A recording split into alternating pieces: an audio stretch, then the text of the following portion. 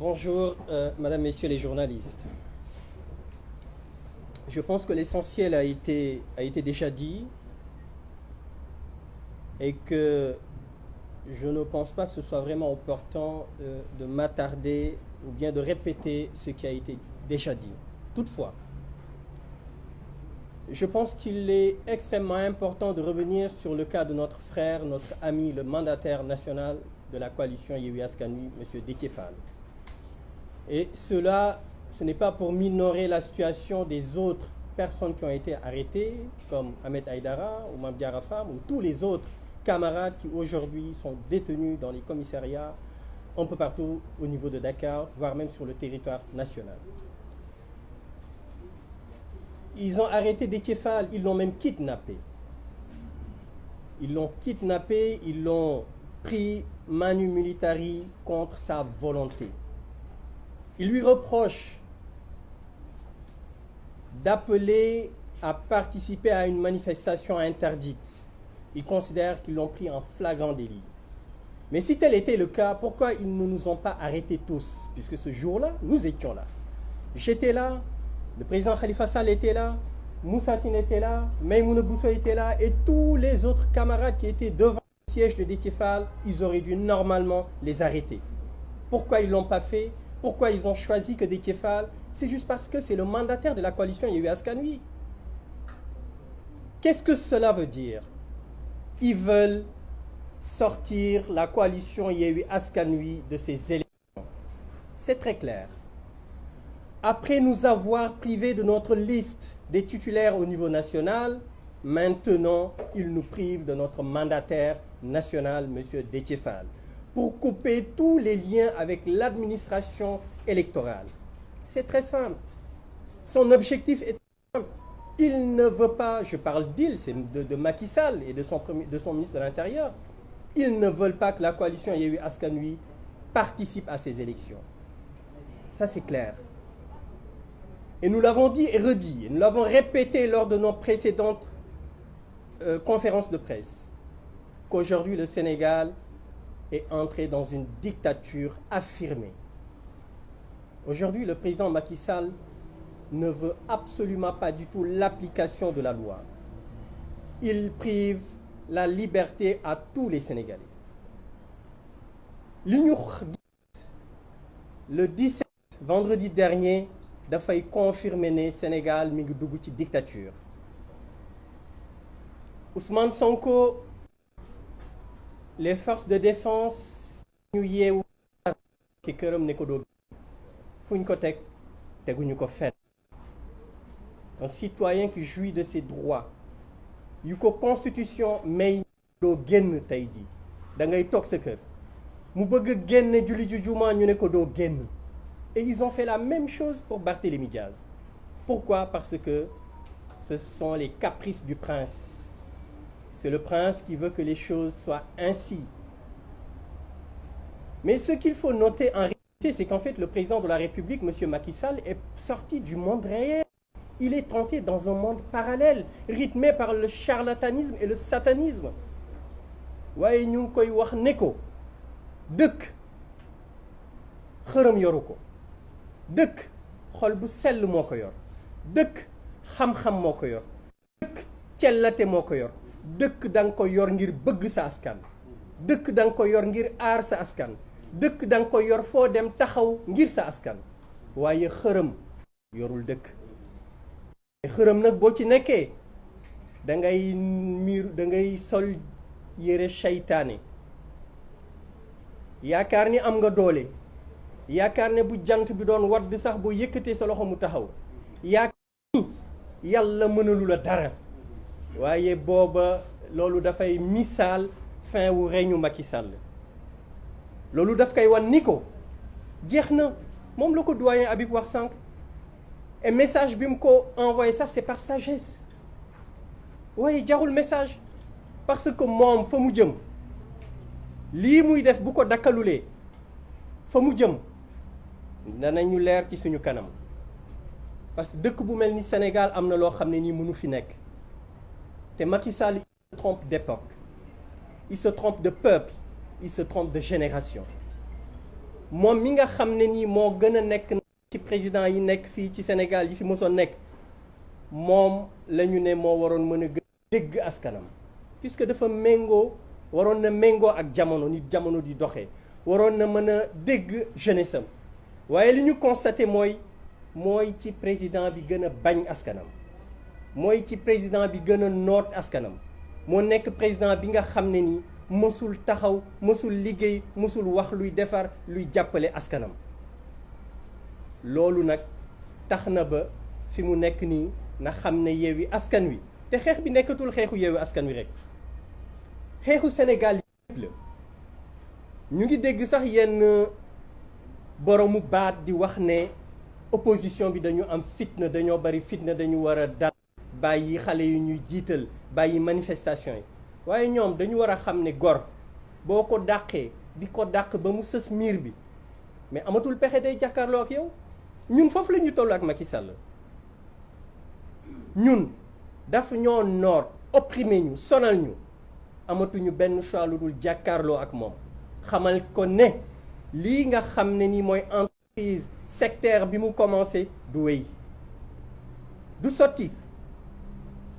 sotti jeunesse bi dinañu jël seen responsabilité jigéen ñi danañu jël seen responsabilité mag ñi danañu jël seen responsabilité mu xam ko loolu moo am mu ñàkk ko xam loolu moo am monde parallèle boobu mu nekk nag jële ko fa du yomb waaye danañ ko ñaanal mu ñëwaat parce que waxoon naa leen ko ci conférence de presse bii jàll bëggoon na génne par la grande porte waaye mënatul nekk li ko desee mooy la petite porte waaye petite porte boobu sax rëy na ci moom jamono bii mu toll il sortira par un trou de souris te ku ci nekk xam na lan mooy trou de souris Macky Sall il faut mu delloo ci xelam xam ne sénégalais yi nekkoon fii suñu temps maam ya ñu leen di noot di leen jaay loolu jeex na loolu mënatul nekk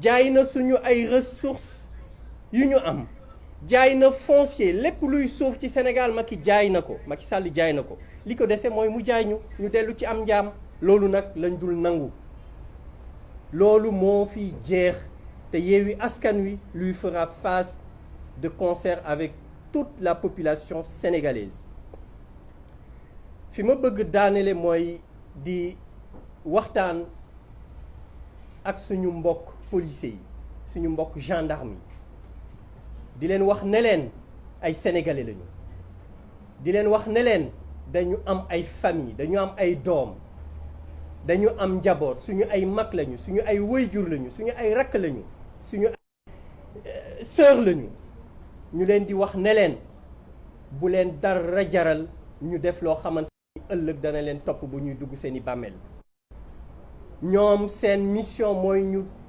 défendre préserver sécurité sénégalais yi aar leen jàppale leen défendre tous les actes illégaux yi nga xam dañ koy yëkkati di ko teg ci boppu askan wi waaye it ñoom seen liggéey bokk na aussi ke décision nga xam ne di jël problème bi foofu la nekkee su fekkee ne autorité yi ñu jiite décision yi ñuy jël yëpp du décision yu légale te ñoom seen mission bokk ci ñu xeex bañ a nangu ñu teg ci askan wi ay décisions yu illégales donc ñoom bu boobaa bu ñu appliquer yooyu décision appliquer ko mooy taal réew mi puisque sénégalais yi askan wi dootuñu nangu loolu donc ñoom it nañu xam ne ci dëkk bi la ñu bokk bu ñu liggéey bu ñu def luy taal dëkk bi foog nga ne kooku ñu rey sa Bignona c'est ça ku ñu fekk ci siège yu Pastef deful dara toog ñu tiim ko préparé di ko xool rey ko boom ko ba ay butitam génn loolu jaaduwul